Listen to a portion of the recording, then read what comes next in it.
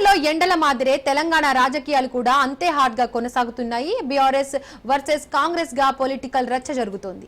బిల్డర్లు పారిశ్రామికవేత్తలు కాంగ్రెస్ ప్రభుత్వాన్ని పడగొట్టాలనుకుంటున్నాయని బీఆర్ఎస్ నేత కొత్త ప్రభాకర్ రెడ్డి కామెంట్ చేయడంతో వివాదం రాజుకుంది.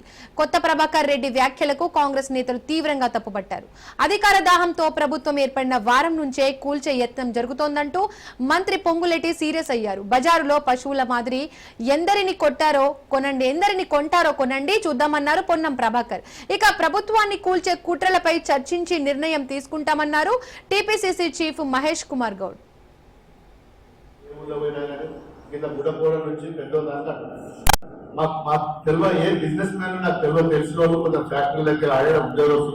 అమ్మాయిల మార్గంలో రాలేదు ఎందుకు అంటే మరి గవర్నమెంట్ వడబొద్దలేదు వడబొట్టలేదు దండం పెట్టాం పైసలు ఇస్తాం మీరు ఫస్ట్ పైసలు ఇస్తామంటే కొన్ని అవసరం ఉంటుంది ఎమ్మెల్యేలు కానీ ఉన్నప్పుడు మీరు ఉంటే దరిద్రం ఇది దీన్ని మొత్తం గతపట్టిదని ఎంతో మంది అంటున్నారు. బిల్డర్స్ అంటూ ఇండస్ట్రియలిస్ట్ అంటూ మీ కన్సెంట్ పెట్టుకుంటారు. ఏ ఎమ్మెల్యేలు ఏం చేసుకుంటుంటే చేసుకోండి అనే కార్యం వచ్చిందంటే మీరు అర్థం చేసుకోవాలి.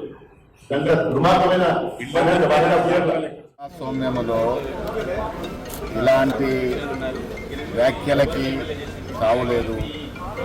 సంపూర్ణమైనటువంటి మద్దతు మా ఎమ్మెల్యేలకు ఉంది. ప్రజల మద్దతు కూడా మాకు సంపూర్ణంగా ఉంది.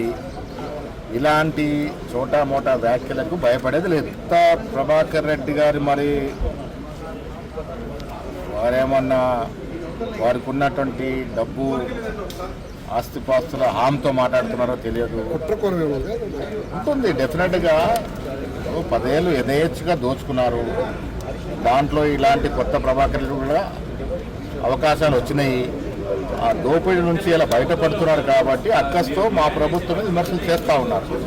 ఒకటి మాత్రం వాస్తవం, ప్రజల బలమున్న ప్రభుత్వం ఇది, ప్రజల కోసమే పనిచేస్తున్న ప్రభుత్వం ఇది. ఇలాంటి బెదిరింపులు, ఇలాంటి కన్ఫ్యూజన్ స్టేట్మెంట్స్కి తావులేదు. ప్రజలు కూడా ఇబ్బంది పడాల్సిన అవసరం. గడిచిన 2020 ROR యాక్ట్ ద్వారా ఏదైతే తెలంగాణ రాష్ట్ర ప్రజలు ముఖ్యంగా రైతన్నలు, భూములున్న అస్సాములు ఏదైతే ధరణి ద్వారా ఇబ్బంది పడ్డారో ఆ ధరణిని ప్రక్షాళన చేసి బంగాళాఖాతంలో వేస్తామని చెప్పి అన్న మాట ప్రకారం బంగాళాఖాతంలో వేసి భూభారతి ROR 2025 చట్టాన్ని తీసుకురావడం జరిగింది. దాన్ని గౌరవ ముఖ్యమంత్రి రేవంత్ రెడ్డి గారు నిన్న సాయంత్రం లాంచ్ చేయడం జరిగింది.